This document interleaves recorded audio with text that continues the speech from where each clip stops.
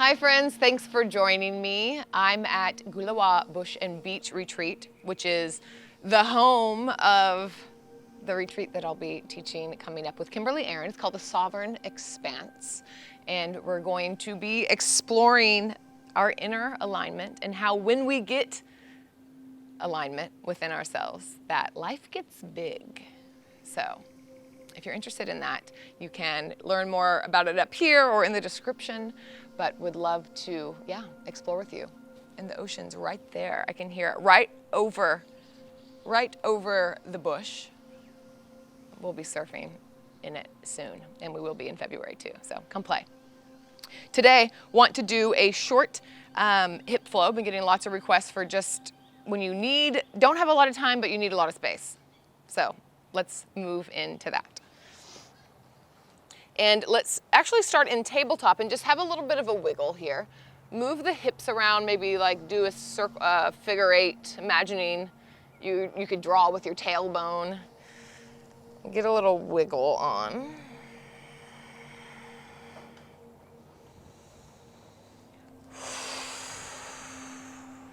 And then bring the right leg up. We're gonna come right into pigeon pose. And let's actually take deer pose. So we're gonna come onto the right hip rather than being square. And begin to bring your torso over your front leg here. So it's kind of like a diagonal. We'll be coming into it diagonally here. You'll find your own spot with it. You're, of course, welcome to take a traditional pigeon, but this tends to hit, it just hits a little bit different. So see what that's like for you. I'm bringing my forearms down. We'll all be in different places. I'm bringing my forearms down, and when I do, I can kind of push them into the earth and drag my heart center forward, and that intensifies it with me. You can do the same thing with your hands on the ground by pushing into the earth, and then as if you could drag it towards you. You can also press down through the front leg. Really pressing down can intensify it too. So have a little explore. Forehead can find a block.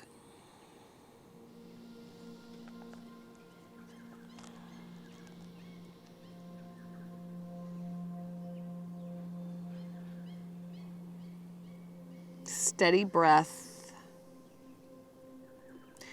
And really, so much about this is just beginning to listen to the body. And even if you don't have very much time, just like these short check-ins of just listening, like what do I need? What am I feeling? Kind of orienting within yourself. Familiarizing yourself with yourself. And we're always shifting, so we need to stay curious and asking, what's it like right now?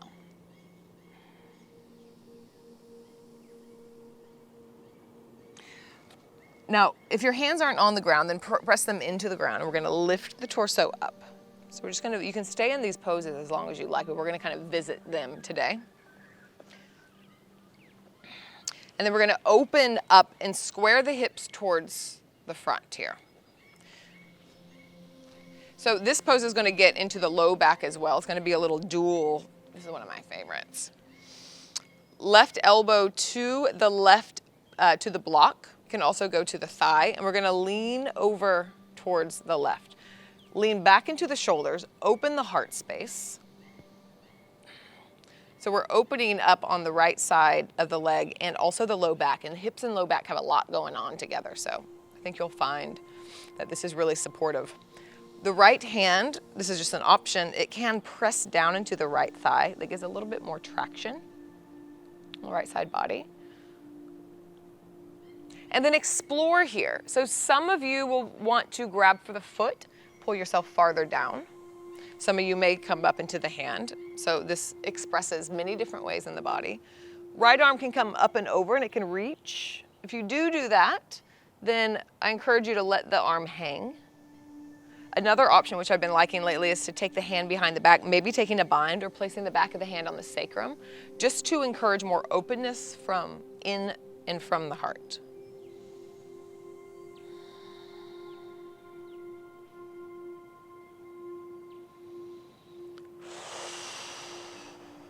Just stay here for 3 more breaths.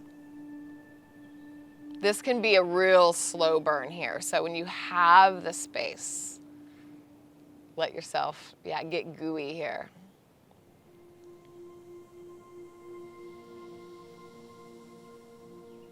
And then slowly, coming up. Definitely feeling longer over here. All right, so the front shin is going to go parallel with the front of the mat. We're gonna take double pigeon. And then the left leg is gonna stack. So you're gonna pull up the left leg. The ankle's gonna go over the knee. And you want it to go over enough that you could like put a flip-flop on if you were gonna do that. I say that just because we're not looking for this kind of sickle foot. We want to bring it over to the side a little bit. There may be a big gap here, and that's fine. But I encourage you to set your pelvis forward. One way to do that, oh, hi, buddy. One way to do that is to kind of pull your booty out a little bit. It helps to set the pelvis forward. Is this a wiggy wagtail? No. They have a bird called a wiggy wagtail, which is similar, and I like to say its name. Anyway, I digress. Push the pelvis forward a little bit. Your pelvis is a bowl, and as if you could pour water out the front of the bowl. This is gonna intensify this stretch. You can pop a block under the knee. Some of you may like to fold forward. I'm fine with staying up. Wherever you are, 5 rounds of breath. Every exhale, imagine ice to water.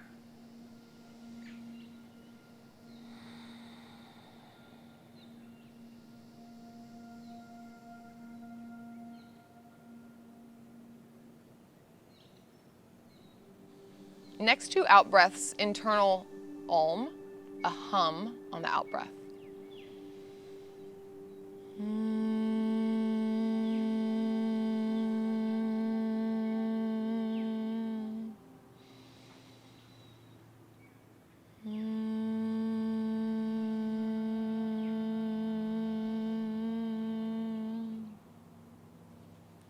And release. And to come out of this, we're gonna lean back. You can plant your hands, place both feet down, and then just wave the legs side to side, windshield wiper them. So the humming is really powerful. Feels kind of cool, but what it's doing at a deeper level is that it's vibrating and stimulating the vagus nerve, which is responsible for activating our parasympathetic system, which is responsible for our safety, our relaxation, and our rest, which also allows our muscles to feel safe and to open. Otherwise, we're clenching, yeah? So very effective. Let's tabletop on the other side. Have a little wag. And then pull left knee center and forward. We're gonna go into a deer or sleeping swan, AKA lazy pigeon, on this side. So leaning over towards the left, maybe bringing a block with you, and then reaching over the left, over the front leg.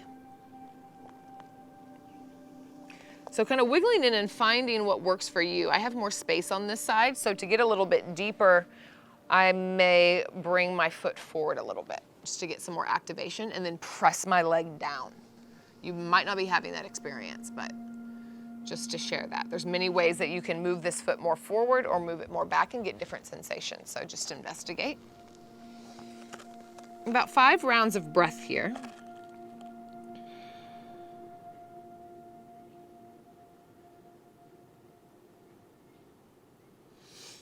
Just as a little inquiry, I like to do inquiry during yin.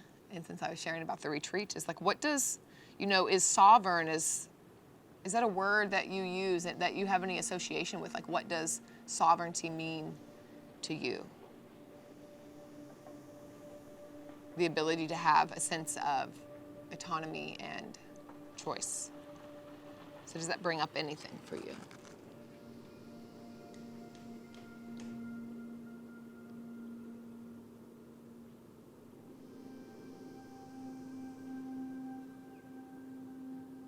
One more inhale.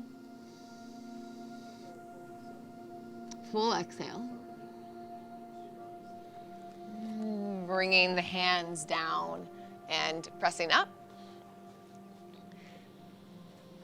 And we'll move into this wide Janu Shirshasana. So squaring the hips, bringing the block to the other side here. And then finding your way into this situation. It won't be the same, it'll be different, so stay curious. And speaking of sovereignty, I like marrying curiosity with everything. So thinking about being curious about sovereignty is like, really what does it mean to be our own, to make our own choices, and to feel like we have some say in our life. I think getting curious about that is that we always feel like we probably, are making the decisions, but we actually get so many messages from society. We gather so many of our ideas and beliefs from people around us. So it's kind of rethinking that, rethinking like, what is it that I believe in and what has been told to me? That's one thing that I associate with it. Maybe exploring another position here. Maybe want to change with the hands, take a different variation. Even thinking about sovereignty on the mat here, it's like I'm giving you suggestions, but are you doing what you're choosing? Because I really encourage that I'm only offering suggestions. I invite you to explore, to choose, to be sovereign in your practice as well.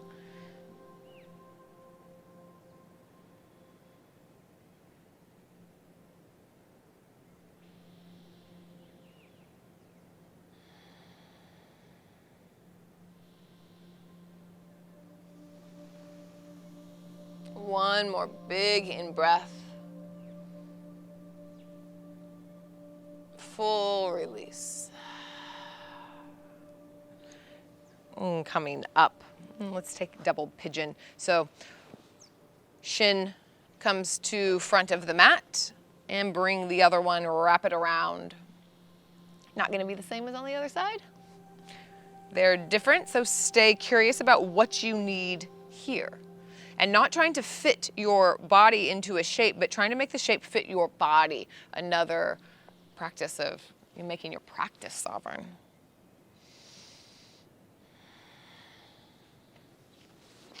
And then the expanse piece of that, why we're calling it the sovereign expanse, it's like when we do make those decisions and those choices and live out of that space, then life does change. Life does get wider, it gets bigger, and there's so much more room for possibility.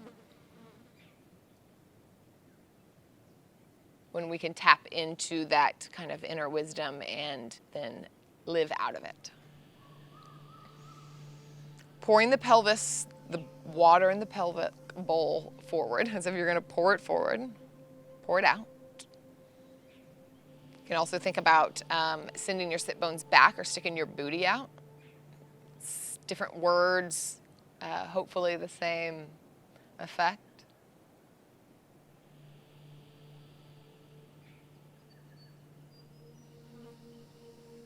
A couple more rounds of breath.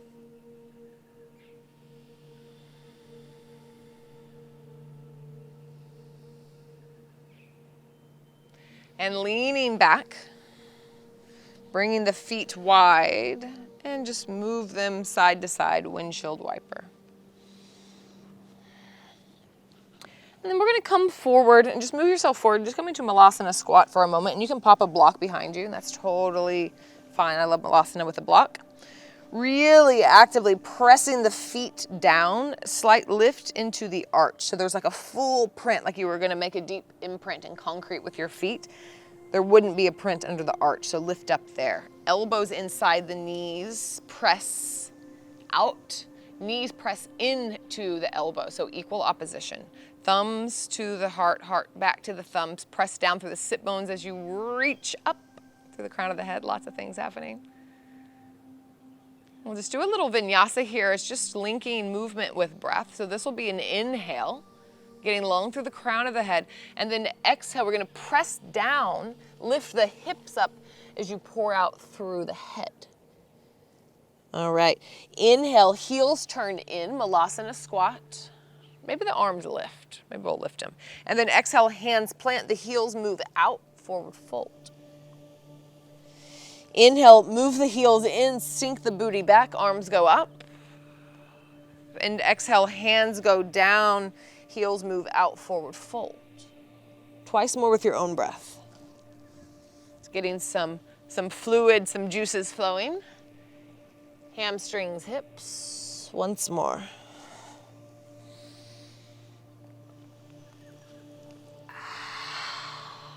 And we meet all the way on the ground. So you can move your block and just come into Sukhasana, good space pose. Sukha meaning good, sweet, sweet space pose. Sukha, sukha, sukha. Just take 3 rounds of breath together to close. Let's bring the hands together, thumbs at the third eye. Maybe Hakini Mudra, so all the fingertips touch. Palms are spread apart, thumb at the third eye.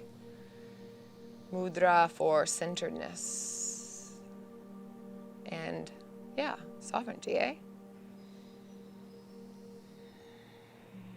May we have it, may we know it, may we allow it for others. One more inhale. And exhale, pour forward and thanks. Awesome. Well, that feels better in my body. I hope that you were able to find some sweet Sukha space as well. I will see you next time on your mat. Please hit me up if you're interested in joining on the retreat. Also have Bali and Portugal coming up as well, so lots of places to explore. I'll see you next time on your mat.